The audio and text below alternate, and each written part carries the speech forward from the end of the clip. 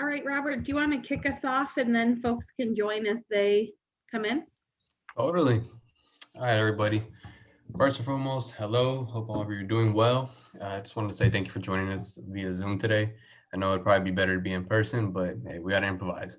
So today we're going to be talking about residential education, or as we like to call it on campus, res ed. But before we get started, I'd like to ask just that everyone keep their microphones muted. Session will be recorded for future viewers, and we would like to limit any extra noise as much as possible, just for everything to be clear and concise. Any questions you have can be submitted in the chat feature, so feel free just to submit those questions, and Shelly or myself will be more than happy to answer those questions for you. Just a little bit about myself. My name is Robert Padilla. I'm a senior here at Hobart William Smith. I'm from Los Angeles, California. I'm a sociology major and an entrepreneurial studies minor. On campus, I'm an RA. I've been an RA since my sophomore year, so it's about my third year. Currently, I'm an RA in Geneva Hall, so that's one of the dorm halls that would be overlooking the lake, if some of you are a little familiar with the campus. And I'm also here on behalf of the Posse Foundation, so I am a Posse Scholar. I'm also a member of the Chimera Honor Society, and I participate in club baseball and basketball, and I also work at the Bristol Fieldhouse. That's kind of like a recreation area where like people go like work out, run the track, so on and so forth. I'm super excited to say that I've secured a job with the Target Corporation as an executive team lead following graduation. So big ups to career services right there that I was able to find this summer opportunity with Target via Handshake, which is another resource that career services here at HWS really uses to assist us students when looking for internships, research opportunities, jobs, so on and so forth. And I think a big key part that really assisted me in my just career path, I would say, is through the classes and relationships that I formed with professors and even just like students and other faculty members on class. Specifically, my own personal minor advisor, assistant professor of entrepreneurial studies, Craig Talmadge, taught me so many valuable skills for doing well in my internship. So I was able to really carry those valuable skills into my internship experience and just use them to my benefit. And thankfully, I secured that job. So just additional information to set the floor is I'm here today with Assistant Dean for Student Engagement, Shelli Basilio. Shelly is very wonderful, so if you do come here, I highly recommend you get to know her. Wonderful person. So Shelly, just to get us started, can you tell everyone a little bit about yourself and like your work at the colleges and stuff like that? Yes, thanks, Robert. And I did not pay him to say that. We just really love our student leaders and are always excited to be able to spend some time together. So as Robert mentioned, my name is Shelli Basilio. I serve as the Assistant Dean of Student Engagement here at the colleges, and I'm delighted to be able to spend some time today talking about all of the wonderful things we do on campus from a residential housing perspective. This is my 8th year at the colleges, finishing up my 8th year, believe it or not. I can't picture myself anywhere else than on the beautiful Seneca Lake at this point. So I'm really looking forward to being able to have a great conversation with Robert about all of the awesome opportunities that we have living on campus and just to be able to spend some time with you today. So please flood the chat with questions. And we are happy to have a good, fruitful conversation and answer as many things as we can for you today.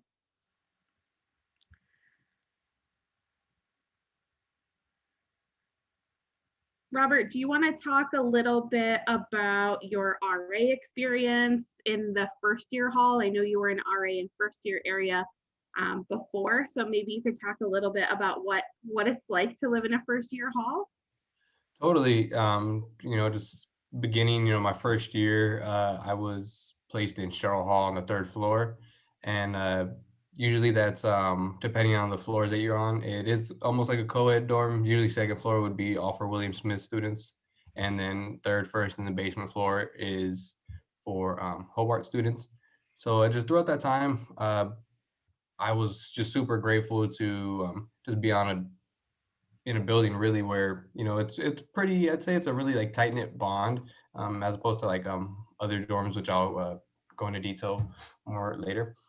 uh My time in Cheryl, it was really nice because literally there's multiple areas where you can go in and out, but for some kind of like reason, you'd always cross paths with all those people that you do live with and maybe potentially go to class with. So it's really easy just to form relationships. And then just kind of carrying over to my second year, since I was really just well versed with living in that first year dorm. I then applied to be an RA on campus, and I was also placed on that same floor again. Just I had a really great just feel for the area. So just transitioning into being an RA there was very wonderful. Just granted, if you do come here and you feel that you want to make a great impact on this campus and be a leader, I highly recommend applying to be a residential assistant. You'll be working closely like with Shelley and other important faculty members on campus, and they're a great support system.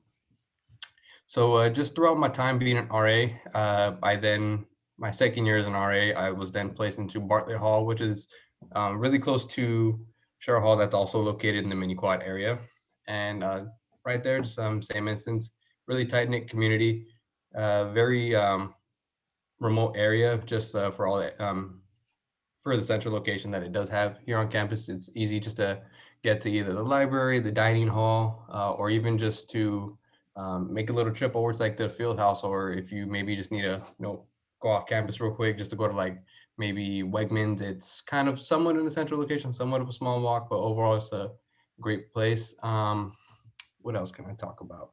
And then just carrying over to my last year here as an RA, I applied to be a senior residential assistant. That's where I'm still, a residential assistant. However, I do serve more as a leadership role to my fellow RAs. So I kind of bridge that gap that will be sometimes between the, faculty members on campus that students would have to report to sometimes as RAs. So I'm more or less like that little just middle person that really helps just communicate anything to be communicated, uh, provide any announcements, update any important news that needs to be shared with our groups. However, giving more just a general overview of what first year dorms are. Shelley, if you could assist me with Yeah. this. Yep. Uh, So Robert mentioned living in Sherrill Hall, which is one of our all gender residence halls for first years.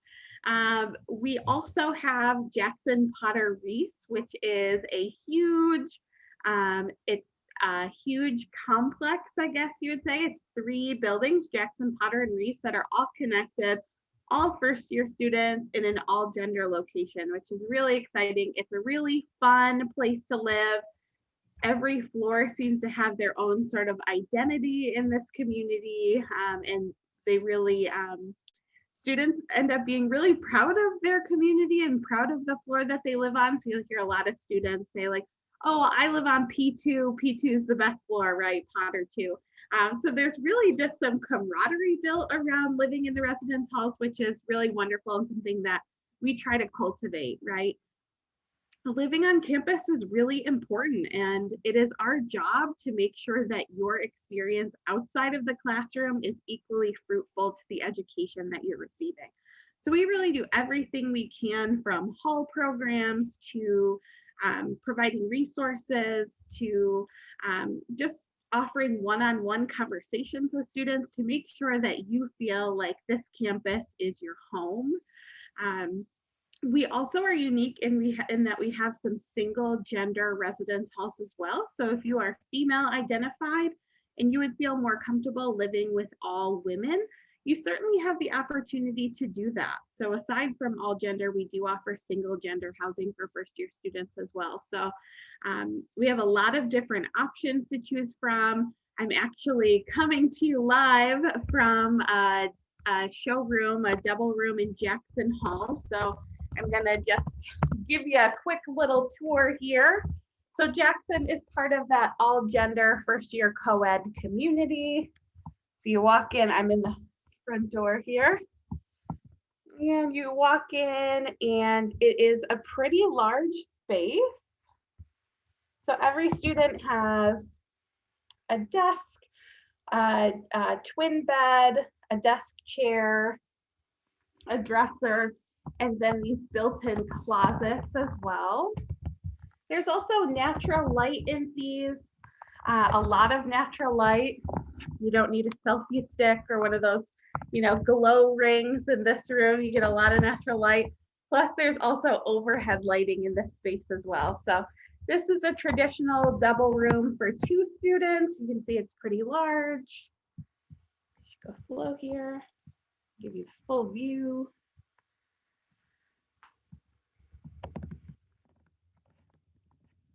So our first year rooms are between 170 and 200 square feet, which is really, really large. So we're really excited to be able to offer great rooms for students. Now also might be a good time for us to just touch base on some of the upper class housing options that we have as well too. So we offer theme housing, which is really unique to HWS. For being the campus size that we are, we offer 52 different residential options for students, which is just insane to me to have that many options to choose from. So after your first year, you are able to select your own housing. So every year could look completely different, from a traditional residence hall to being in an apartment that feels like off campus, to being in a suite, to being in a theme house. So there's lots and lots of different opportunities for students on campus. Robert, do you want to maybe talk about some of the programming opportunities for a minute or so for first years, and then we can talk about some living learning communities? Totally. I just before I elaborate on that, Adriana has a question saying to clarify if the beds are just regular twins or are they twin extra larges. They just want to know that just to make sure that they're able to buy the correct sheets. Yeah, that's a great question. So we encourage everyone to buy twin XL sheets. The majority of beds on campus are twin XL. Wonderful. And then just in terms of just programming, especially just from my time going from a student to being an RA, I remember I think one of the first programs that stood out to me the most was Valentine's Day program. I remember I walked into the lobby of Sherrill Halls coming back from dinner with some of my friends, and they were doing little mason jars where you're able to make your own trail mix and put your own little candies and goodies in there. And it was just completely free, here, here's a jar. If you want to make a little goodie jar, you can. So that's really just kind of just what an RA will do for their building, or multiple RAs in a location. They want to just try to provide little small events, just kind of just bring the groups together in the area, because think about it, we're all coming from different areas in the world. And sometimes, some of us probably really don't know how to communicate with others. So sometimes we need someone to foster that kind of environment for us, just to really just give us the opportunity to meet others. So for instance, if I wanted to host a program and I wanted to do a bingo game, and it'll be like a personality bingo. It's okay, here, cover a spot if you like the color blue, or cover a spot if you're an international student, or cover a spot if you stay in JPR, Jackson, or Reese, just something like that. And what we really just do is we want to just really just bring that sense of a home feeling to our students here, because the last thing we ever want is a student getting homesick, which is totally normal because it's a whole new experience for us living on campus. We're on our own, and just serving as an RA, we want to make sure that our students in our residential hall feel supported. So there's various ways that us RAs can put on events, and overall, we just want to just make sure the well-being is just number one priority for our residents here. And that's just a few other things. There's even mindful activities that campus activities does. They will do self-care weeks. So when it comes around finals, where you're able to sometimes get massages. That was pre-COVID, but those are highly recommended. Very wonderful. Sometimes if you getting your nails done, you do manicures. There's a lot of great things. Great. Well, thank you. So I think we should take a couple minutes too to talk about our living learning community. So Robert mentioned that the RAs do programming right in the residence halls, right? Because we want you to have this sense of belonging, on campus, in your hall, and take pride in where you live and the community that you're a part of. And part of that is being in a living learning community, which is a really awesome experience for first year students. So what is a living learning community? All first year students are assigned to a first year seminar class, or an FSEM, you may hear it called. And all of those are based upon your preference form that your dean will read and work through and place you in that first year seminar class. If that course is part of a if your first year seminar course is part of a living learning community, it means that everyone that lives on your floor is also in that living learning community. You all live together, you all take a course together. And the really cool thing is that your faculty member comes right to you for that course. So we have transformed some of our lounge spaces into multi-function rooms. So it's a classroom by day, lounge by night. Really, really awesome for those days that you may have class at 8:30 or 9 o'clock in the morning and you want to just sort of roll out of bed and go down to your course when your faculty member is right here in your residence hall. The other really awesome part of that is that because you have this shared course, there's a lot of opportunity to build relationships outside of the class around academics and not. So you all have this shared interest. There's a lot of collaboration that goes into those courses, and faculty really encourage you to be spending time together. You'll also get to know that faculty member who happens to also be your advisor in a different, more personal way when they are coming to your residence hall. They also put on academic events for you throughout the semester. They may have you over for dinner or bring food to your class because it really does have a family feel to it. Last year, we had a first year seminar course around chemistry. And one of the first, they called them Fun Fridays. And one Fun Friday, they all tie-dyed their lab coats together, which is really cool. There was a Russian studies first year seminar course where they spent Fridays cooking together, which was really cool. So it was great for us because we knew, when you could smell that bread cooking in the morning, that the Russian studies course was in the hall doing their thing. So really, really great opportunity to build community. Great way to build a relationship with your first year seminar instructor, who's also your faculty advisor. And just a really great person to know right from the beginning of your experience here at HWS.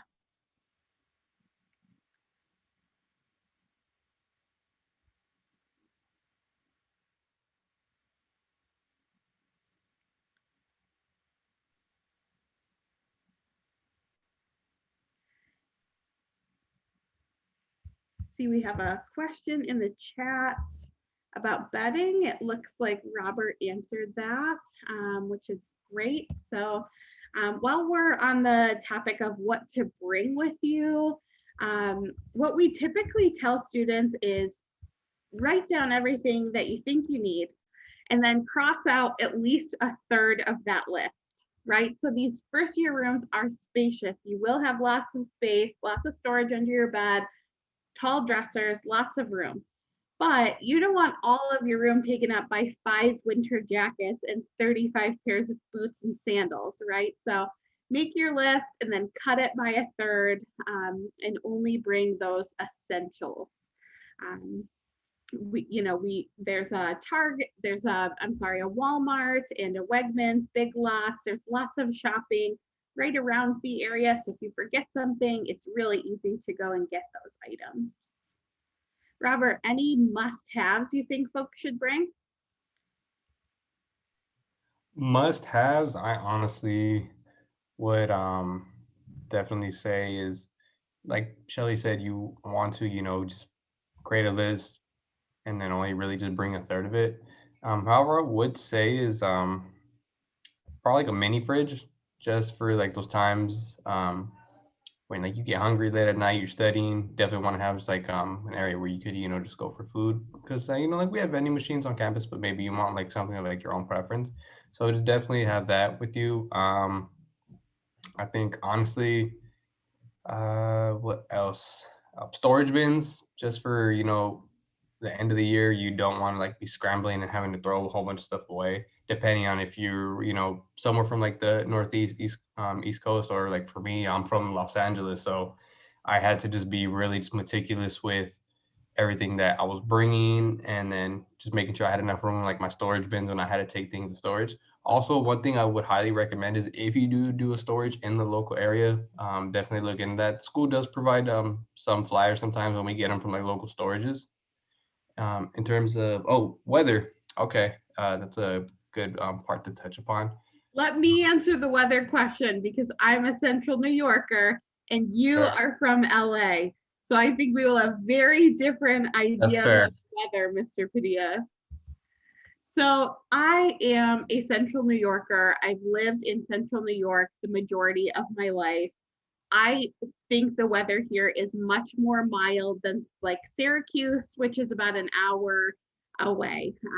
So we get less snow. It's a little less cold. If you are not from a colder climate, you'll definitely want to bring a nice winter coat with you, some nice snow boots, a nice hat, and some mittens, but you will be just fine. And aside from the snow, we really do have beautiful weather. August and September are beautiful, mild. October too is pretty mild. And then we have snow season. And then I don't know if you can see out the window today, but it is a beautiful sunny day in Geneva, New York. So I appreciate the 4 seasons here. Don't be scared of the weather. We do all sorts of super fun things to celebrate all the seasons. This year we did a big winter fest for students where we had ice skating and hot chocolate bars and horse-drawn carriages through the snow and a light show on the buildings with fire pits all over the quad with marshmallow roasting. So it really is an exciting place to be. A couple more questions.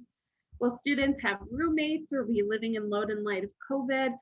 We have every hope that we will be able to have the campus as much back to normal or feeling normal as we possibly can.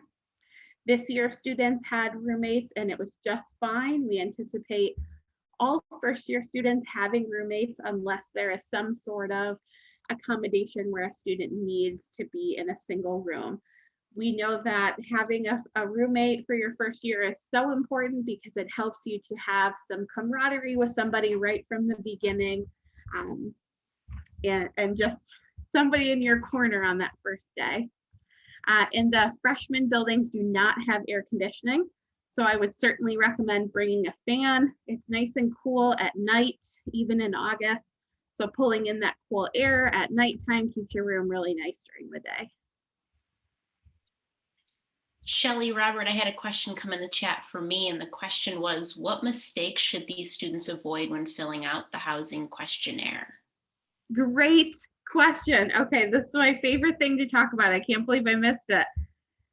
I want to be crystal clear for students on the call that when you fill out that housing preference form, please do it by yourself in private.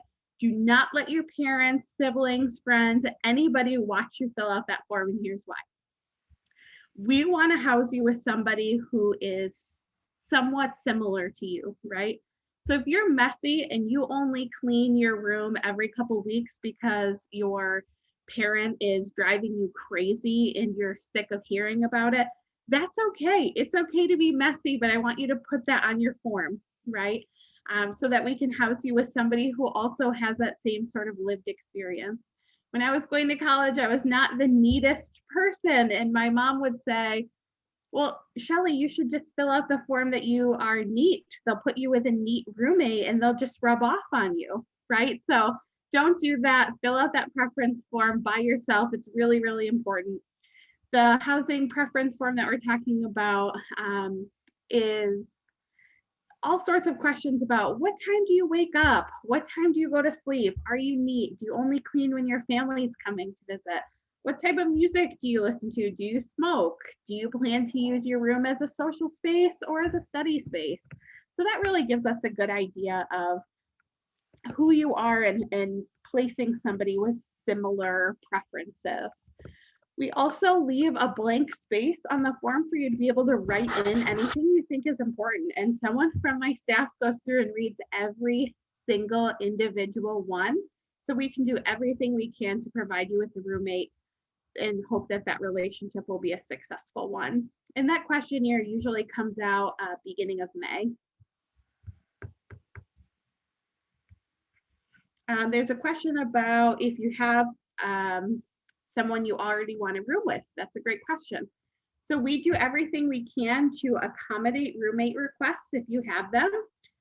You'll soon, once you sort of declare that you're coming to HWS and you get those forms, you'll have access to your housing portal. And right in there, there'll be a section that says, you know, requested roommates or something like that. And that's where you put that information in. We cannot guarantee it though, because we do place you based on your preference form and your first year seminar course. So if your first year seminar course is a living learning community and your friend is not in the same living learning community, then we can't place you together. But every time that we're able to, we certainly do, and we do everything we can to try to accommodate those requests. And you'll have access to that portal beginning of May-ish. You'll receive an email when everything is live.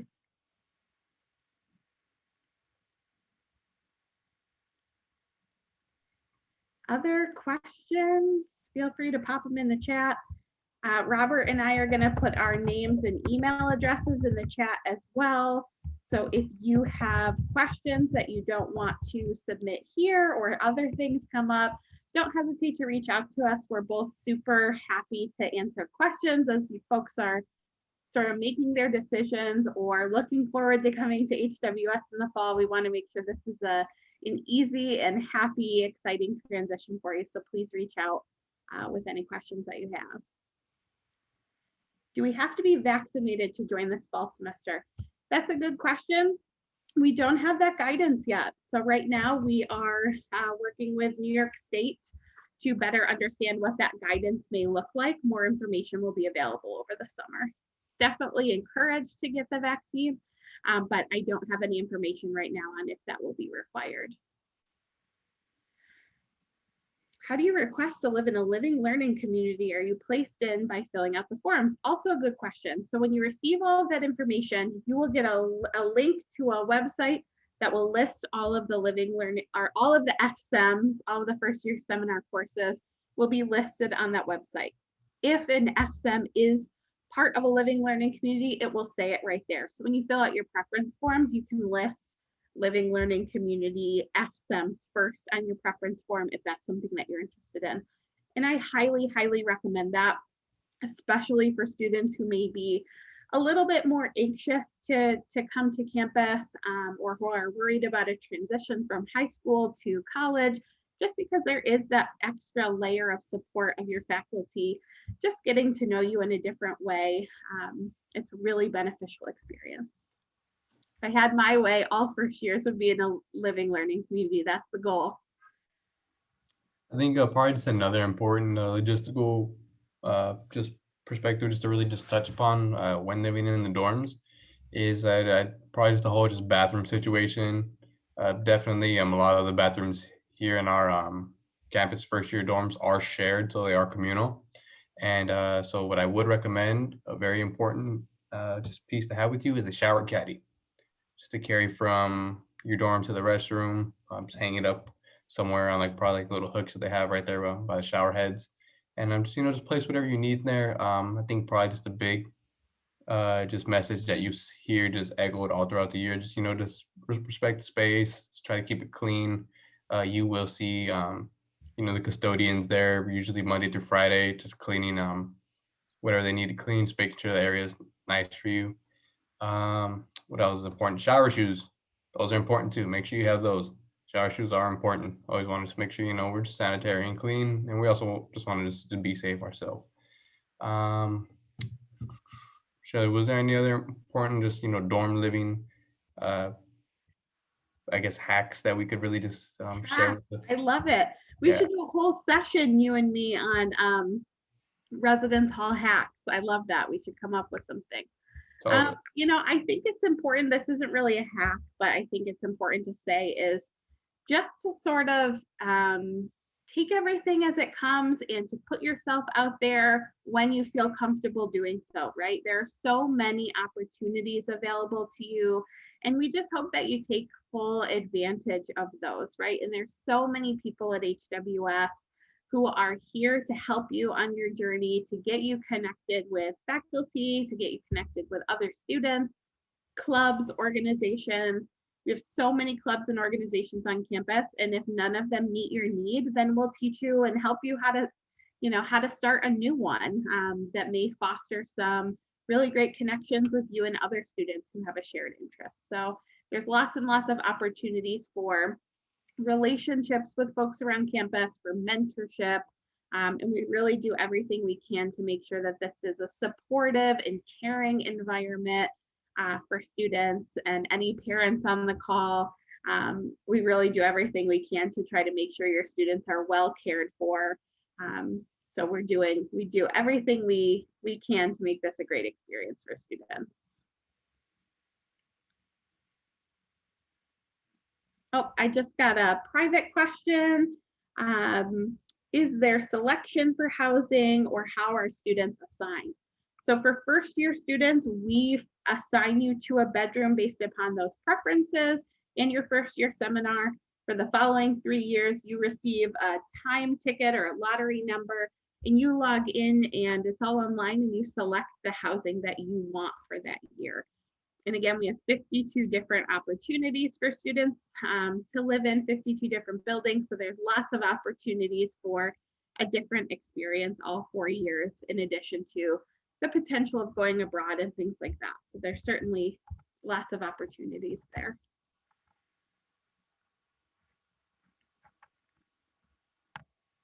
Any other questions? I think probably just one other just key point just to consider, if like you have any just certain kind of like special accommodations needed, just make sure you do let residential education know about that, and they'll do the best that they can to accommodate to you. Just make sure that you're comfortable in your living space. So for instance, if like for instance, I have a friend, he I guess has some kind of like hearing condition where he really can't be around like too much noise. He usually has to be in a quiet environment, so because of that he was granted his own room. So just different like situations like that. But I did see the question, are the dorms open 24/7? So each student, they are assigned a one card, which I have right here. You got yours. Yeah, so this is your one card right here. This is it's literally your baby. You need to take care of this thing. Really important to life on campus. This for going to the dining hall, eating, snack money, getting in and out of dorms, doing laundry, everything. And you see at the entrances of each building, there's the little black key scanner where you just place your card right there, and then it beeps, and then it unlocks the door for you. So if you have one of these, you pretty much have 24/7 access to your living area. It's not like I can go to like some random dorm on campus and be like, okay, let me scan in. It's only limited to the area that you live in. Does laundry cost like a quarter to do it every time, or is it free? So you do have to pay for laundry, but we don't use quarters anymore. So you will log right into your one card account and put money on your card, and then that money can be used. We call it community cash. So you can use that for laundry. You can use it if you want to buy a pizza downtown at some local businesses. So there's lots of opportunities for your community cash in addition to laundry. So for the students who have to come early for sports, they're usually placed in the dorms based off of what I know. So usually like students who play football, they'll probably have to get here like 3 to 4 weeks early, and they'll just place them in their immediate dorm areas. Depending if it's like winter break, sometimes they'll move them to alternate locations on campus, which will still be in the dorms. This will just be just other vacant dorms. They just want to have them in because during the winter, when the dorms are not fully operated, they will turn off power in certain dorms just to just be environmentally friendly and considerate. they will move those students like to other dorms. So like say for instance, if I was going to stay for winter break due to sports commitments, I'll then get moved to probably like Bartlett Hall, and they'll have me stay there for like 3 4 weeks, however long, and then once break is over, then they'll move me back to my other dorm once campus fully opens up again. Yeah, so absolutely, we move some folks during the winter break, but folks who come early in August, your rooms will be all ready for you. For specifically for first year students, it is stressful enough to come to campus and to come early for sports. We don't want folks to have to move multiple times, so your first year room will be ready and waiting for you, regardless of if you need to come a few weeks early or if you come the day of orientation.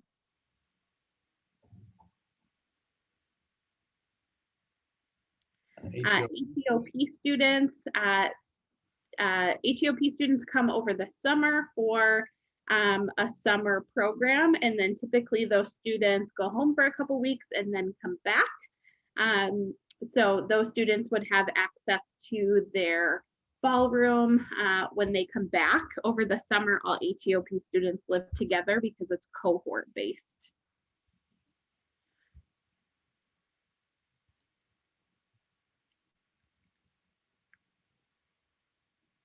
Good question about cars. So first year students are able to park on campus. We don't really encourage or discourage first years from having cars. It's really a personal and family decision. I will say though, the parking lot is it's a little bit of a hike. So we recommend if you are going grocery shopping, that you drive to your residence hall, unload your items, and then drive your car to the first year lot. It's not super far away or anything like that, but it's probably a good 7 to 10 minute walk from the first year residence halls. Shelly, they asked a question about living learn communities and it being possible for single sex dorms, or is it only possible for co-ed dorms? Can you just elaborate on that a little bit? Yeah, that's a great question. So typically, living learning communities occur in all gender co-ed dorms, residence halls. But if a student needs to be placed or wants to be placed in a single sex environment, and that's where they feel most comfortable, we wouldn't want to exclude them from the living learning community. So they could still be part of it. They would receive one card access to 2 buildings, the one they live in and the one where their living learning community takes place, so that they can come and do homework in the lounge space and still be a part of that community. But we do not offer living learning communities right now in single gender housing assignments.